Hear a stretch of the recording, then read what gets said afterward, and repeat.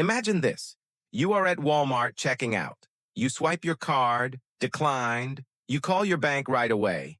There must be some glitch, but the person on the phone says, your money is not there anymore. That sounds impossible, but it actually happened to real people recently in Lebanon.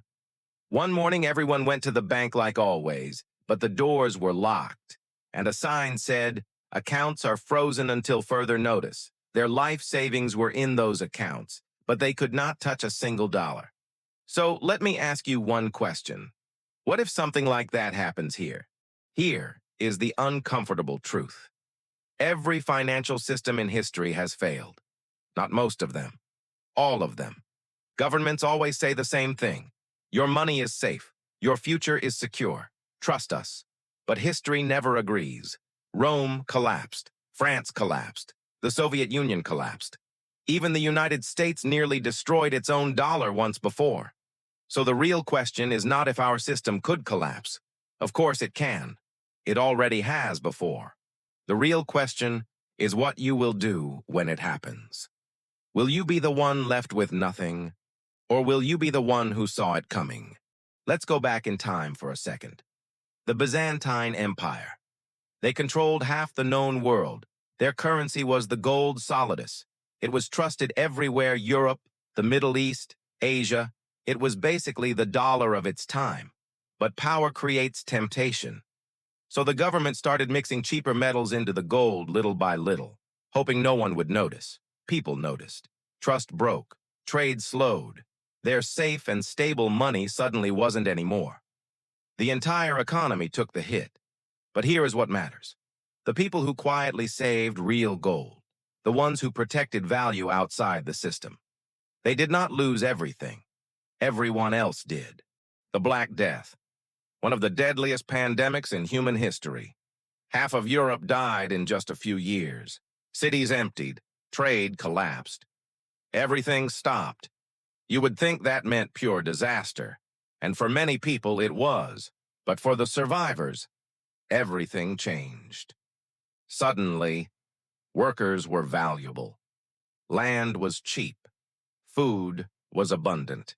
If you had cash or anything to trade, you could move up in life almost overnight. Crises don't hit everyone the same. Some fall, some rise.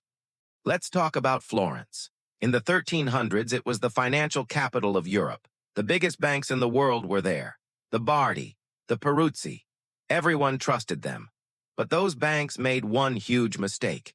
They loaned massive amounts of money to the King of England. And guess what? The king did not pay them back. The impossible happened. The biggest banks collapsed. Ordinary people lost everything. Everyone said they were too big to fail, but they failed anyway. The American Civil War. Most people focus on the battles, but the real crisis was financial. The government printed money, a lot of money, and the more they printed, the less it was worth. In the South, inflation exploded. A soldier's paycheck could not buy a loaf of bread. Families carried stacks of cash that were basically useless. Paper money died. Real value survived. People with land, food, or gold made it through the collapse. Everyone else suffered. Revolutionary France. The government needed money, so they printed a new currency, the assignat.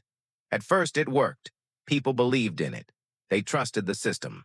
But the government kept printing more and more and more. Prices exploded. Wages could not keep up. The assignat became worthless. Farmers stopped accepting paper. They wanted real value, food, metal, land. The same lesson again. Paper money can disappear. Real things do not. Asia's financial crisis in 1997 showed the same pattern. Everything looked strong on the outside.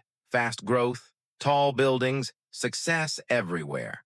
But there was one big problem. Many countries borrowed money in US dollars. When their currencies dropped, their debt exploded overnight. They could not pay it back. Investors ran. Banks failed. People lost jobs. Savings disappeared. Debt in someone else's currency is a trap. When the storm hits, the borrower is the one who drowns. But there's a new twist. For the first time in history, even rich countries are drowning in debt. The U.S. government owes over $33 trillion. Japan's debt is over 260% of its GDP. Italy and France are deep in the red, and this debt is not invisible. It's in government bonds, mortgages, credit cards, student loans, and it's all connected. Banks, investors, governments, you. When interest rates rise, debt gets heavier, defaults spread, markets shake. The system works until it doesn't, and when it breaks, everyone asks the same question. Who does everyone owe? The answer? A hidden web of institutions, pension funds, central banks, foreign lenders, and even you. Because if you have savings, a retirement fund, or a job tied to the economy, you are part of the system. Debt is not just about numbers. It's about trust. When people believe debts will be repaid, the system holds. When they stop believing, everything collapses. This is the hidden power of global debt. Not just what we owe, but who we owe it to.